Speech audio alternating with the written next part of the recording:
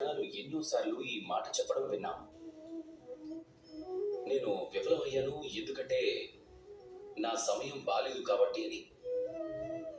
నేను ఒక వస్తువుని పొందాలనుకున్నాను కానీ పొందలేకపోయాను ఎందుకంటే నా సమయమే బాలేదు కాబట్టి.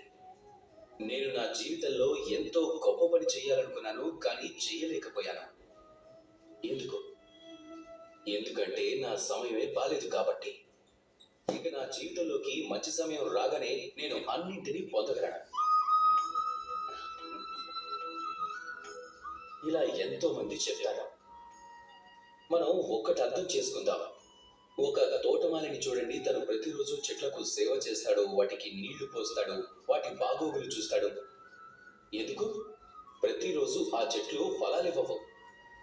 సరైన సమయం వచ్చినప్పుడే ఆ చెట్లు ఫలాన్ని ఇస్తాయి. కానీ తోటమాలి ప్రతిరోజు వాటికి సేవ చేస్తాడు, వాటిని జాగ్రత్తగా చూసుకుంటాడు. చెట్లు పళ్ళనిచ్చినప్పుడు మాత్రమే కాదు, ఒకవేళ తోటమాలి ప్రతిరోజు వాటిని చూసుకోకుంటే ఆ చెట్లు ఎప్పటికీ పళ్ళను కూడా ఇవ్వలేదు. ఇది మనకు ఒక గొప్ప పాఠం.